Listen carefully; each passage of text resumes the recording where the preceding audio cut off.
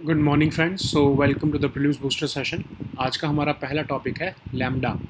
तो लैम्डा एक chat bot है जो कि गूगल ने बनाया है। तो जो एक एम्प्लॉय अगर उस गूगल पे काम में लैम्डा पे काम कर रहा है तो उसने ये बोला है कि ये चैट बॉट जो है ये सेंटिएंट बन चुका है। सेंटिएंट मतलब एबल टू फील थिंग्स, मतलब आप अ, सोच भी सकते हो वैसे ह्यूमंस की तरह और रीजनिंग भी दे सकते हो। तो ऐसा ये इस लेवल की डेवलपमेंट में पहुंच चुका है।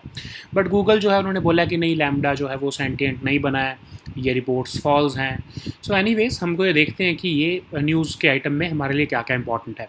पहले तो यही इंपॉर्टेंट है कि लैम्डा क्या है। लैम्डा गूगल का मॉडर्न कन्वर्सेशनल एजेंट है और इसमें न्यूरल नेटवर्क लगाया गया ताकि ये डीप लर्निंग कर सके। ये भी देखेंगे न्यूरल नेटवर्क होता क्या है। अभी इस चैटबॉट को पब्लिक तो नहीं किया गया, अभी जो है गूगल ही इसके ऊपर ट्रेनिंग कर रहा है, इसको और इम्प्रूव करने की कोशिश कर रहा है। और कहा जा रहा है कि ये आपके साथ बहुत ही डिटेल्ड कॉन्वर्सेशंस कर सकता है और इवन नेचुरल जैसे आप कॉन्वर्सेशन किसी ह्यूमन से करते हो उस लेवल की ये कॉन्वर्सेशन आपके साथ कर पाएगा। ठीक है, तो हम देखते हैं न्यूरल नेटवर्क क्या है। तो न्यूरल नेटवर्क का मतलब क्या होता है कि आपके ब्रेन में जिस तरह से न्यूरॉन्स काम करते हैं उसी को मिमिक करके आप एआई टेक्नोलॉजी में आप लगाओ, ताकि जो आपका एआई टेक्नोलॉजी में आप जैसे ये चैट बॉट है ये आपका ह्यूमंस की तरह फंक्शन कर सके। ठीक है, तो शुरुआत में तो ये न्यूरल नेटवर्क्स का यूज़ किया गया इमेज रिकॉग्निशन के लिए। और आर्टिफिशियल न्यूरल नेटवर्क में क्या होता है कि जैसे आप एक डॉग को ट्रेनिंग देते हो वैसे ही पूरी आप आर्टिफिशियल इंटेलिजेंस के जो आपका मशीन लर्निंग है उसको आप पूरी ट्रेनिंग दे रहे हो। जैसे उसमें इमेज रिकॉग्निशन कैसे कराया गया कि एक कैट की इमेजेस को बहुत छोटे पिक्सल्स में तोड़ दिया गया। फिर इस जो है आर्टिफिशियल न्यूरल नेटवर्क को जो है वो जो है कहा गया कि इसको आप एक्सट्रैक्ट करो कि एक्चुअल में क्या इमेज है।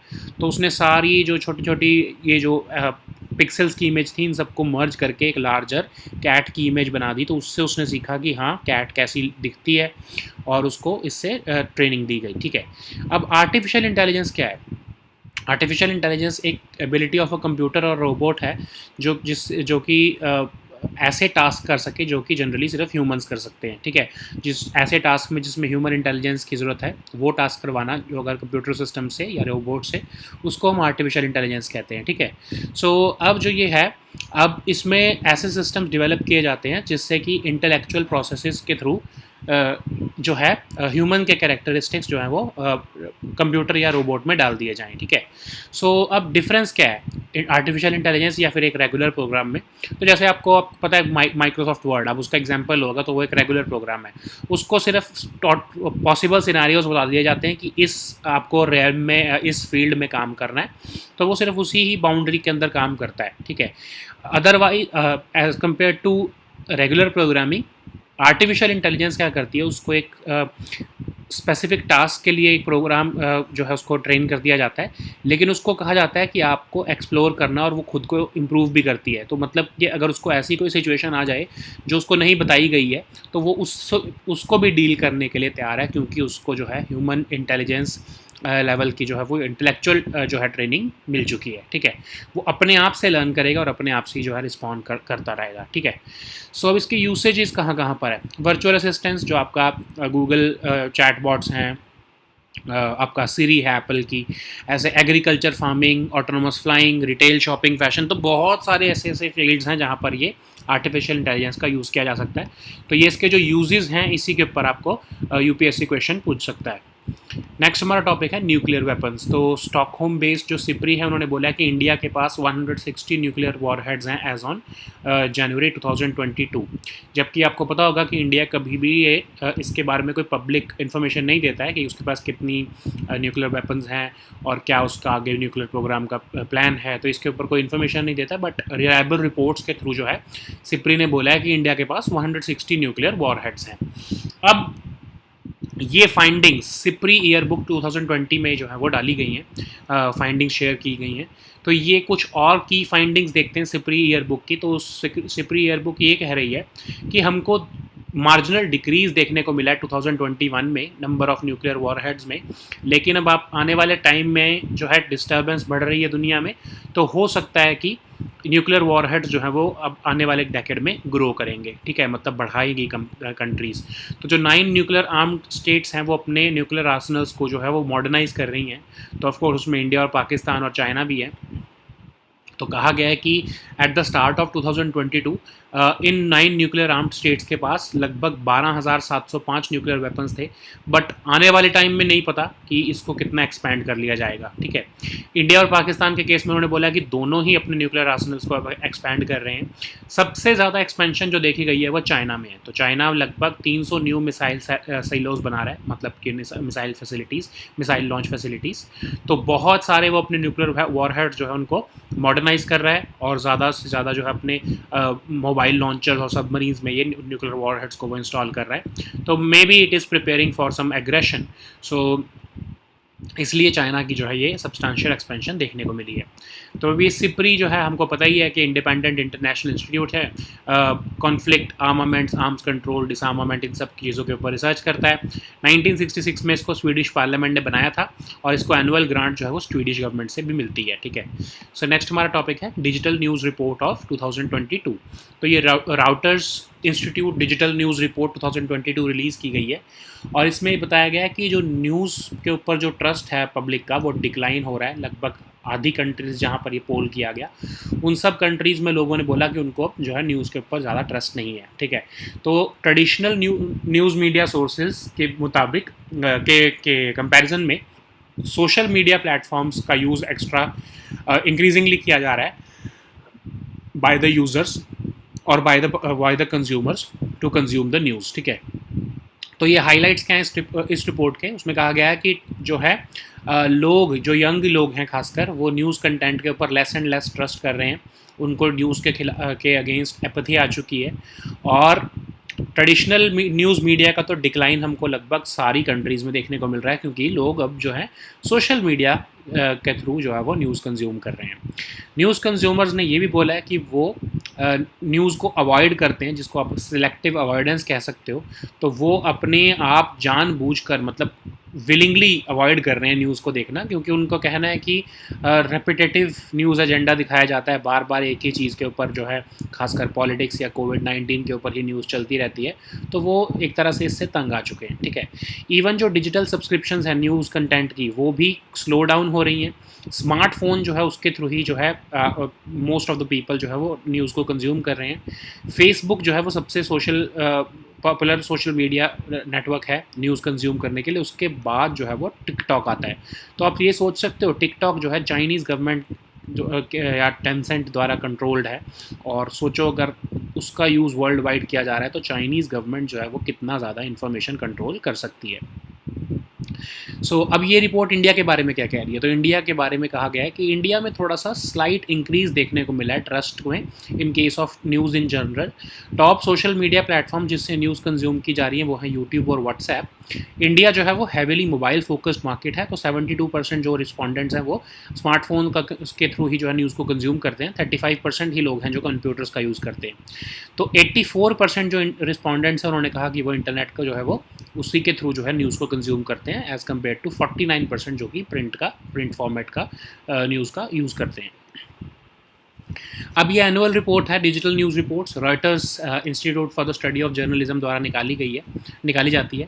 तो ये 2022 की जो रिपोर्ट है 11th एडिशन है और 46 मार्केट्स इन 6 कॉन्टिनेंट्स को ये कवर किया है इस रिपोर्ट में।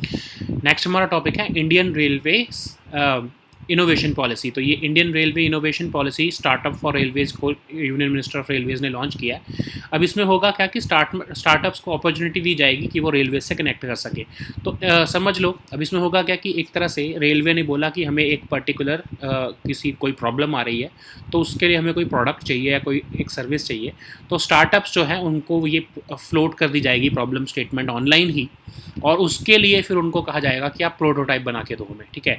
फिर वो प्रोटोटाइप डेवलप करके देंगे, online he of course submit करेंगे सब कुछ with in definite timeline.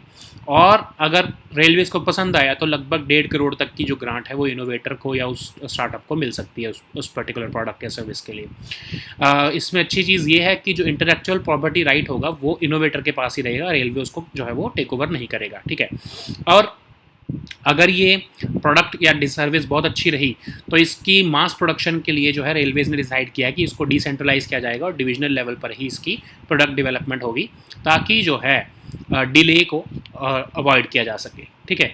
So next हमारा टॉपिक है world day against child labour. तो national commission for protection of child rights जो है वो elimination of child labour week जो है वो सेलिब्रेट कर रहा है। और ऑफ कोर्स आपको ILO ने जो है world day against child labour 2002 में लॉन्च किया था, 12 जून को ही मनाया जाता है हर साल।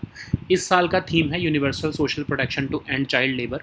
तो टारगेट 8.7 ऑफ आपका सस्टेनेबल डेवलपमेंट गोल भी यही कहता है कि चाइल्ड लेबर को हर फॉर्म से आपको जो है इरेडिकेट करना है बाय 2025। तो प्रिंसिपल्स जो हैं आपके ILO के minimum age convention and worst forms of child labour जो हैं वो जो है काम कर रहे हैं to achieve the effective abolition of child labour, ठीक है। So now let us see all these topics in English. So the first topic is Lambda. So Lambda is basically a chatbot that has been developed by Google, and recently an engineer who is associated with this chatbot, who is working upon this chatbot, has claimed that this chatbot has actually become sentient. That is, it has become human-like, and it has developed the ability to think and reason like a human being. So according to this employee, this Lambda has become a human child, and Lambda's full form is Language Model for Dialogue Application. So it's not important, but why is it kind of important? Because in case you encounter a question in UPSC, then they would be asking they could ask you about what is language model for dialogue applications, and then you may not even remember that it was, of course, Lambda. Okay, so anyways, so this Lambda is basically able to get conversations, and it was talking about rights and personhood with this employee, as per the claim of this employee, of course. But Google has denied all these claims and said that Lambda is just not being sentient, and the company has evidence against it. So what is Lambda? So Lambda is Google's modern conversational agent, and it has been enabled with a neural network so that it is capable of deep learning. It has been trained using 1.56 trillion words of public dialogue, so that it can talk to the people on diverse topics. So of course it has not yet been made public, but users are permitted to interact with it. Google is claiming that it can engage in fluid and natural conversations because of it being having a neural network. Okay, so what's a neural network? So basically your mind gets a web of neurons through which it processes information. So we mimic this web of neurons of the human brain into AI technology so that it learns and to behave like humans. Okay, so earlier this neural networks were being used to target image recognition. So this artificial neural network basically needs to be trained like a dog. So over the time it develops capabilities and it starts behaving like a human mind. Okay, so this is what a neural network is used for. So what is artificial intelligence? So you know that artificial intelligence is the ability of a computer or a robot to do those tasks which only generally humans perform. Okay, so basically any task that requires human intelligence is done by artificial intelligence. Okay, so AI algorithms are used to train large data sets. So with time, these AI platforms, they start developing the ability to perform all those tasks which a human can perform. So what is the difference between artificial intelligence and regular programming? So you know that regular programming have defined territory. They operate within only that particular scenario, and AI is trained. AI is basically training for a specific task, but it has been allowed to explore and improve upon its own. Okay, so in case there is an unfamiliar situation. This AI program, if it encounters an unfamiliar situation, in that case also, due to its own experience, it can respond to that. Okay, so basically, the longer this AI platforms run, the better they become over time, because they learn by themselves. So use of AI is diverse. You can use it in virtual assistants, agriculture, autonomous flying. So basically, all these uses are here for AI. Okay, so why I have specifically covered the use of AI, because the UPSC is fond of asking questions on regarding the applications of a particular technology. So you must be knowing that this AI can be used in all these areas. So the next topic is nuclear weapons. So as per the Stockholm-based defense think tank SIPRI, India has about 160 nuclear warheads, and this has been claimed under the SIPRI Yearbook 2022. So certain findings of SIPRI yearbook have been covered here. So as per this yearbook, there has been a marginal decrease in the number of nuclear warheads in 2021, but it is expected that these nuclear arsenals are going to grow in the coming decade because of the tumultuous situations which are emerging at the global level. So the 9 nuclear-armed states are modernizing their nuclear arsenals, and these 9 nuclear-armed states possessed about 12,705 nuclear weapons at the start of 2022. So India and Pakistan also, they are both expanding their nuclear arsenals, but the most important expansion has been witnessed in China. So China is indulging in substantial expansion. Almost 300 new missile silos have been constructed by China. So basically, these missile silos are the missile launch facilities. So basically, it means that China is expecting some aggression, and China may itself go into some aggression. That's why it is modernizing its nuclear weapon arsenal, and it has developed additional nuclear warheads, and they are making it operational on their new mobile launchers and submarines, so that they can, of course, go for war in case they want to. Basically, they are expecting to be aggressive in the near future. About this SIPRI, of course, it's an independent international institute. It researches into conflict, armament, arms control, and disarmament. It has been established in 1966, and it was established on the basis of decision of Swedish Parliament, and it also receives an annual grant from the Swedish government. Okay. So the next topic is digital news report of 2022. So 2022 report, Reuters Institute Digital News Report has been released, and it is saying that the trust in news is declining in nearly half of the countries which have been polled. So traditional media, the use of traditional media is declining, whereas social media platforms are being increasingly used by consumers of news, like TikTok.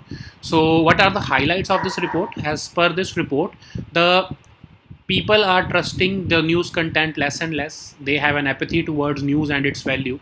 The consumption of even traditional news media is declining in nearly all the countries which have been surveyed.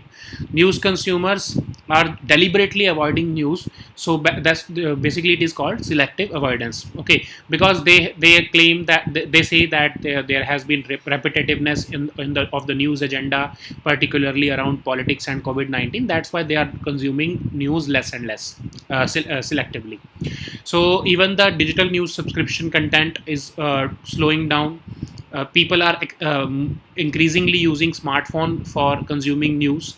Facebook remains the most popular social network for news consumption, and TikTok. So TikTok is basically an extended arm of the Chinese government, and it is being used at the second rank, at the second level for consumption of news globally. So it means that Chinese government would be able to control the information and control the narratives that go against them.